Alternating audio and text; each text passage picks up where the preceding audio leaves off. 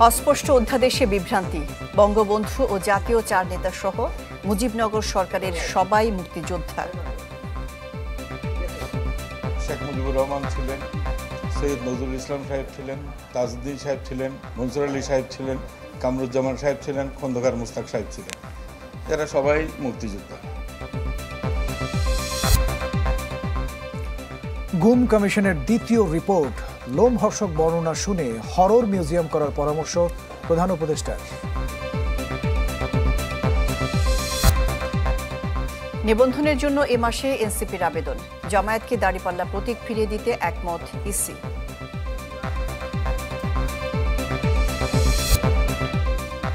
Vote না সংস্কার আগে ঠিক করবে দেশের মানুষ, গ্রহণযোগ্য নির্বাচনে ইসিকে সহায়তা করবে জাতিসংঘ।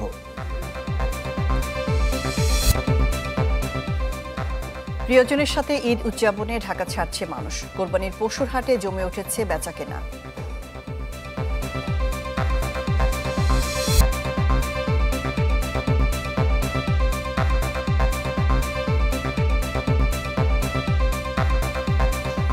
শুভেচ্ছা, আমন্ত্রণ চ্যানেল 24-এর সন্ধ্যে 7টার খবরে শুনছিলেন প্রেসিডেন্সি ইউনিভার্সিটি সংবাদ শিরোনামগুলো।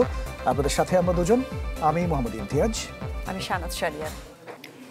বঙ্গবন্ধু শেখ মুজিবুর রহমান ও জাতীয় চার নেতা সহ যারা মুজিবনগর সরকার পরিচালনা করেছেন তারা সবাই মুক্তিযোদ্ধা। স্বীকৃতি বাতিল করে মুক্তিযুদ্ধের সহযোগী করার খবরটি সঠিক নয়। আর এই দাবিটি করেছেন মুক্তিযুদ্ধ বিষয়ক উপদেষ্টা ফারুকী আজম। এ নিয়ে বিভ্রান্তি ছড়ানোর অভিযোগ করেছেন তিনি।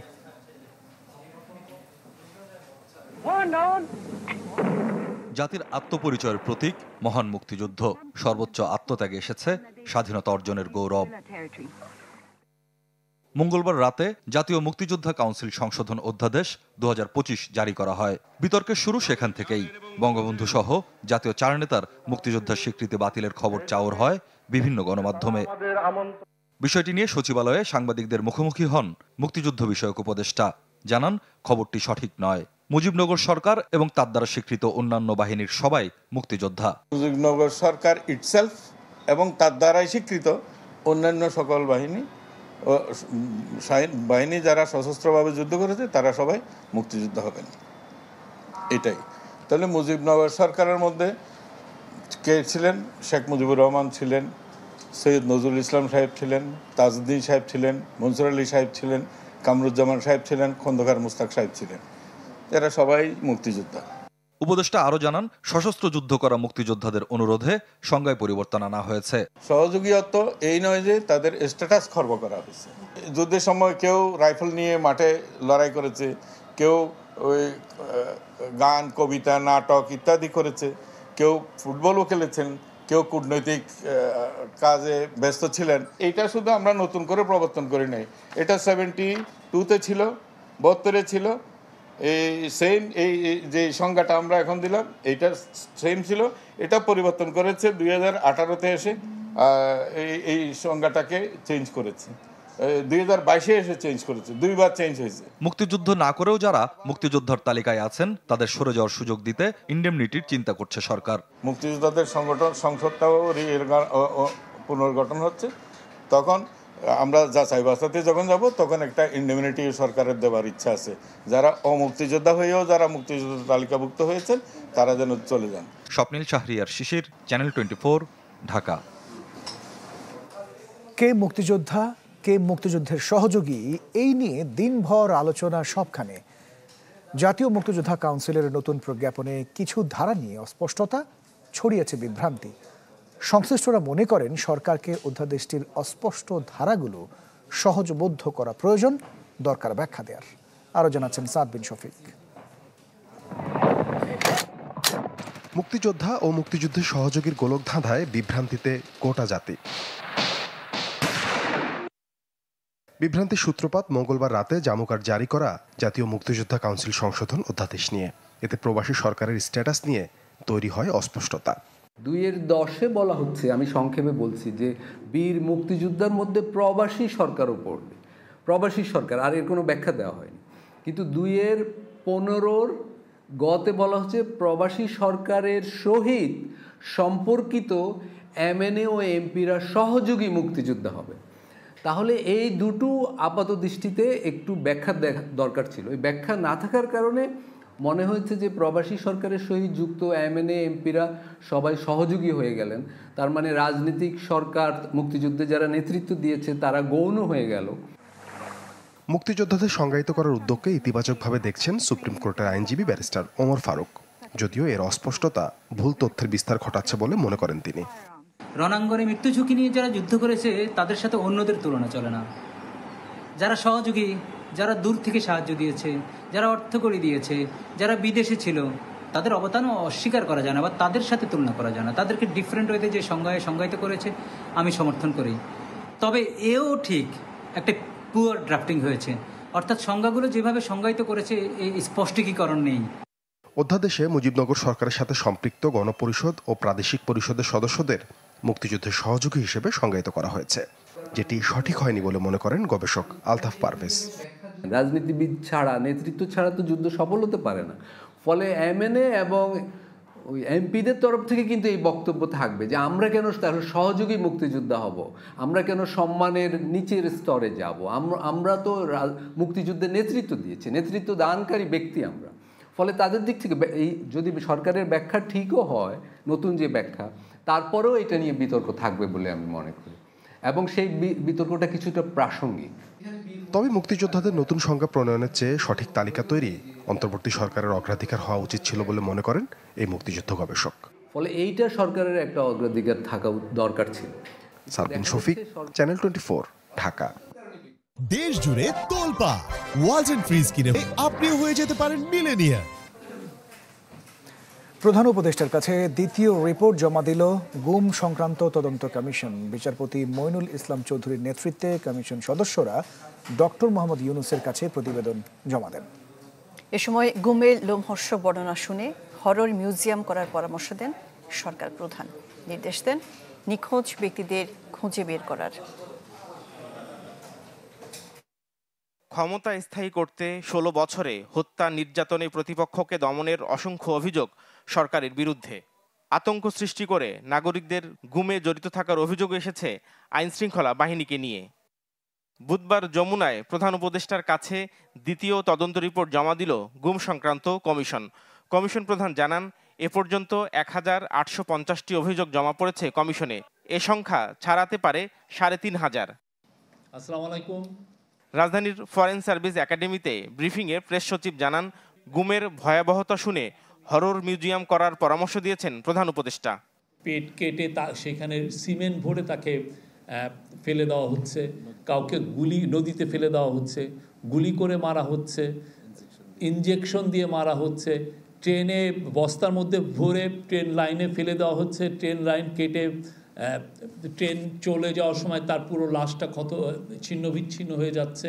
অনেক সময় গাড়ির সামনে, চলন্ত গাড়ির সামনে ফেলে দেওয়া হচ্ছে। প্রফেসর ইউনূস এগুলো শুনে বলেছেন যে মানে এদের এই বিষয়ে একটা আসলে হরর মিউজিয়াম হওয়া উচিত। গুমে জড়িতদের বিচারের আওতায় আনতে বলেছেন ডক্টর ইউনূস। নির্দেশ দিয়েছেন নিখোঁজদের খুঁজে বের করার। প্রত্যেকটা লোককে যতক্ষণ না খুঁজে বের করা হচ্ছে, কোথায় তাকে কি মেরে ফেলা হয়েছে নাকি, বা তার মেরে ফেলা হলে তার কবরটা কোথায়, যতদিন না আমরা জানছি, আমরা গুম কমিশন সেই বিষয়ে কাজ করছে। যারা যারা এই গুমের সাথে জড়িত তাদের বিচার বাংলাদেশের মাটিতে হবে।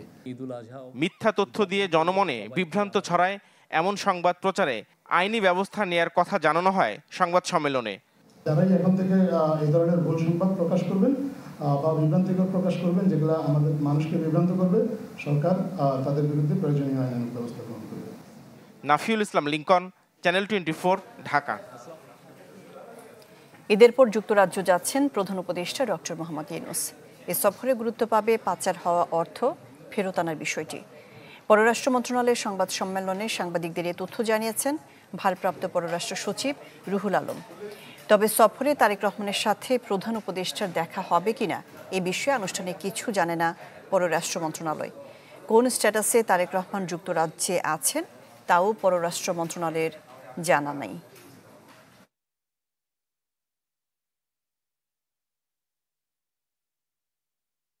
পাচার হওয়া অর্থ পুনরুদ্ধারের জন্য সব দেশের সাথেই একসাথে চেষ্টা করে যাচ্ছি।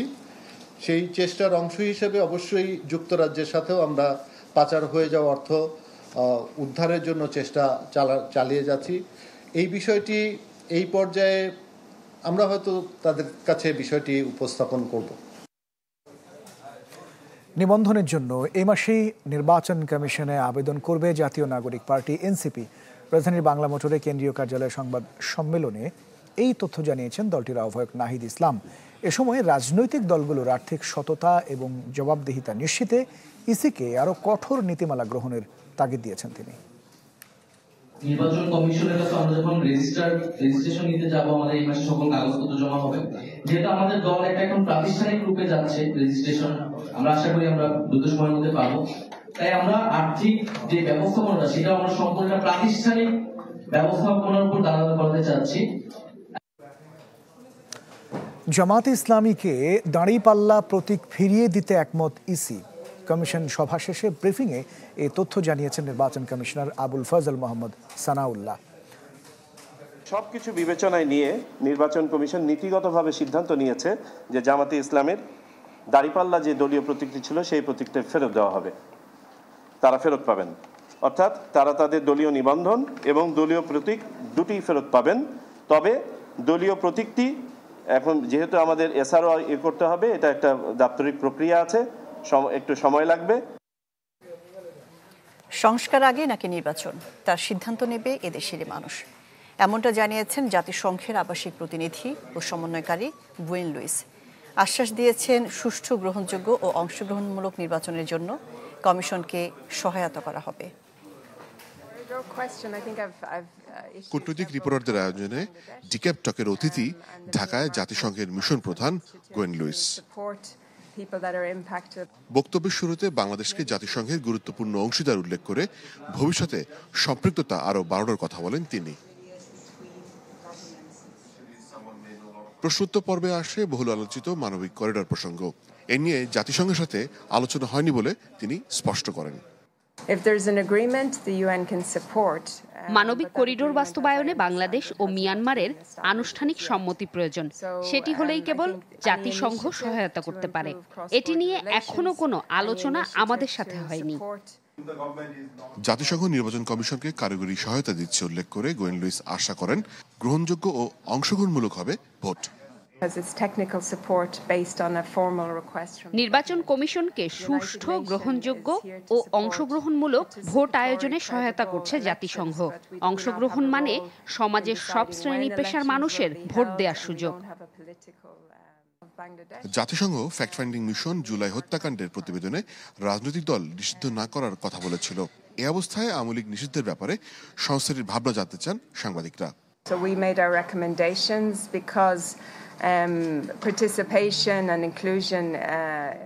আমরা রাজনৈতিক দল নিষিদ্ধ না করার সুপারিশ করেছিলাম, কারণ সব দলের অংশগ্রহণ অনেক সময় অস্থিরতা প্রতিরোধে সহায়ক, কিন্তু পারিপার্শ্বিক অবস্থা বিবেচনায় নিতে হবে।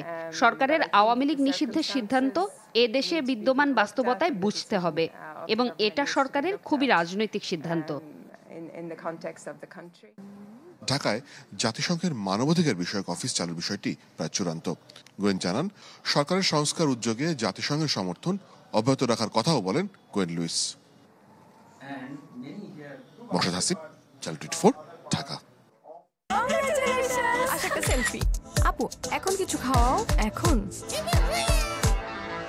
ইভিনিং এর চরম ক্রেভিং, চাই কিছু এক্সাইটিং। মিস্টার নুডলস হয় কুকিং, টেস্ট হয় অ্যামেজিং।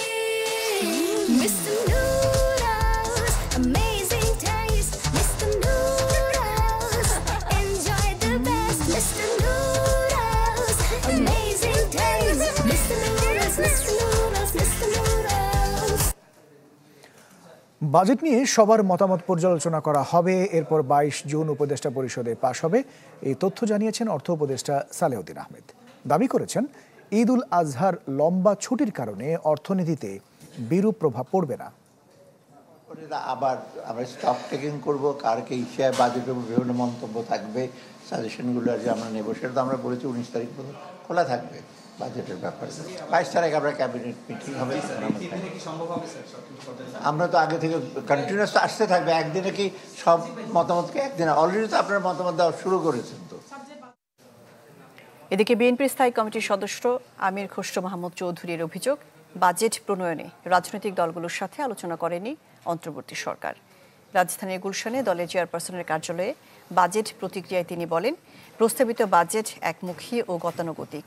তার দাবি, প্রস্তাবিত বাজেটে মূল্যস্ফীতির লক্ষ্য বাস্তবসম্মত নয়। অভিযোগ করেন, রাজনৈতিক অনিশ্চয়তায় বিনিয়োগে ভরসা পাচ্ছেন না বিদেশি বিনিয়োগকারীরা। আমির খসরু জানিয়েছেন, সরকার গঠন করলে বিএনপি কি পরিকল্পনা নেবে 180 দিনের মধ্যে তা তুলে ধরা হবে। অন্তর্বর্তীকালীন সরকার আন্দোলনকারী রাজনৈতিক দলের সাথে আলোচনা করে ন্যূনতম জাতীয় ঐক্যমত্য স্থাপনের মাধ্যমে বাজেট প্রণয়ন করবে। যেহেতু সংসদ নাই, বাজেট প্রণয়ন একমুখী, অংশগ্রহণহীন ও গতানুগতিক ধারার হতো নতুন চিন্তার প্রতিফলন ঘটত। বর্তমানের বিশেষ পরিস্থিতিতে এই সংলাপ আরও জরুরি। প্রিয়জনের সাথে ঈদ করতে ঢাকা ছাড়ছেন মানুষ। সড়ক, মহাসড়ক আর রেলপথে রয়েছে বাড়তি চাপ। গতবারের মতো এবারও নিরাপদ ঈদ যাত্রার আশ্বাস দিয়েছেন স্বরাষ্ট্র উপদেষ্টা। বেশ কিছুদিনের ছুটি মিলেছে নাগরিক জীবন থেকে, তাই তো গ্রামের বাড়িতে পরিবার পরিজনের কাছে ছুটে চলা কংক্রিটের শহরে থাকা মানুষগুলোর। বরাবরের মতো রেলপথেই ভিড় করেন যাত্রীরা। ভিড় বাড়টায় কিছুটা কষ্ট হলেও তা যেন কিছুই নয় নারীর টানের কাছে। পরিবারের সাথে একটা আলাদা আনন্দ, মানে একসাথে হওয়াটা, এবং ঈদ মানেই তো পরিবারকে নিয়ে। পরিবার পরিজনের সাথে ঈদ করা এটা অনেক আনন্দের বিষয়। ওই আনন্দের কাছে ভোগান্তিটা তেমন কিছুই মনে হয় না মানুষের। এদিন সময় মতো ছেড়েছে সব ট্রেন। চিরচেনা ভোগান্তি না থাকায় স্বস্তির কথা জানান যাত্রীরা। ওই তুলনায় সবকিছু এখন সহজ, টিকিট নিয়ে কোনো ঝামেলা হয় না। তো আসলে পরিবারের সাথে নিয়ে ঈদটা করার যে একটা মজা বলে বোঝানোর মতো না। বুধবার একজোড়া বিশেষ ট্রেন ও 44টি আন্তনগর মেল কমিউটার মিলিয়ে ঢাকা ছেড়েছে 63টি ট্রেন। ঈদ যাত্রায় আমাদের যাত্রীদের সুবিধার্থে 10টি স্পেশাল ট্রেন পরিচালনা করা হচ্ছে। ঈদ যাত্রায় তো একটু অন্যান্য দিনগুলোর চাইতে একটু যাত্রী চাপ বেশি থাকে, তো আজকে থেকে যাত্রী চাপ গত দিনের তুলনায় আজকে একটু বেশি দেখা যাচ্ছে আর কি। দুপুরে কমলাপুর রেলওয়ে স্টেশন পরিদর্শন করতে আসেন স্বরাষ্ট্র উপদেষ্টা। আশ্বাস দেন নিরাপদ ঈদ যাত্রার।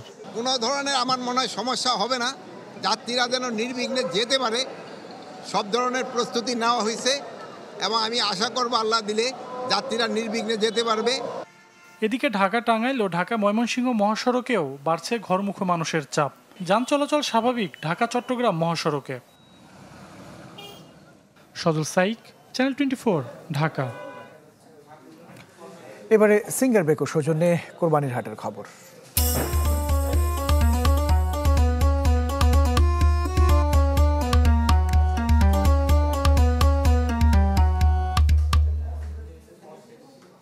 ঈদের বাকি আর মাত্র 2 দিন। জমে উঠেছে রাজধানীর পশুর হাট। চাহিদা বেশি থাকায় এবার মাঝারি গরুর দাম কিছুটা বেশি, তবে বড় গরুর দাম তুলনামূলক কম। দাম নাগালের মধ্যে থাকায় পছন্দের পশু কিনে বাড়ি ফিরছেন ক্রেতারা। কোরবানি ঈদের আর 2 দিন বাকি। শুরুতে হাটগুলো ক্রেতাশূন্য থাকলেও এখন বেশ জমজমাট। বিক্রেতার হাঁক ডাকে মুখর রাজধানীর পশুর হাট। দেখেন গরুটা, দেখেন দেশি গরু। হাটে পর্যাপ্ত ছাগল ভেড়া থাকলেও ক্রেতাদের কাছে গরুর চাহিদাই বেশি। সামর্থ্যের মধ্যে পশু কিনে অনেকে বাড়ি ফিরছেন হাসি মুখে, কাউকে আবার গুনতে হয়েছে বাড়তি টাকা। এই গরুর দাম বেশি চাই না, আমরা এটা 1,30,000-এ কিনছি, আমাদের কাছে ভালোই লাগছে। হাটে এসে দেখলাম যে আসলে বড় গরুর দামগুলো একটু কম, মাঝারি এবং ছোট গরুর দামগুলো মোটামুটি বেশি আছে। এখানে কম বেশ ভালোই আছে, ভাগ্যে যদি মিলে যায় হয়ে গেলে নিয়ে যাবো। চাহিদা বেশি থাকায় এবার মাঝারি গরুর দাম কিছুটা বেশি, তবে বড় গরুর দাম তুলনামূলক কম। এগুলো দাম চলতেছে মোটামুটি মিডিয়াম দাম চলতেছে, আর কিছু বাড়তে ভর্তি হলে সারি দিয়েছে যাবো। এখন তো ঈদের 2-3 দিন আছে, তাই না? গার্মেন্টস টার্মেন্টস ছুটি হবে, আপনার অফিস আদালত ছুটি হবে, ঠিক আছে? আশা করা যায় মোটামুটি বাজার নিয়ন্ত্রণে আসে যাবে। প্রশাসনের পাশাপাশি হাট ইজারাদাররাও আছেন সতর্ক অবস্থানে। তাৎক্ষণিক চিকিৎসা সেবায় ফ্রি ভেটেরিনারি সেবা চালু রেখেছেন প্রাণী সম্পদ মন্ত্রণালয়। এখানে নিরাপত্তা, আনসার, পুলিশ, র্যাব, পাশাপাশি সেনাবাহিনী টহল দিয়ে যাচ্ছে। আমাদের এখানে নিরাপত্তার কোনো কমতি নেই। ঈদের সময় যত ঘনিয়ে আসবে তত বেচাকেনা বাড়বে বলে আশা বিক্রেতাদের। আহমেদ সোহাগ, চ্যানেল 24, ঢাকা।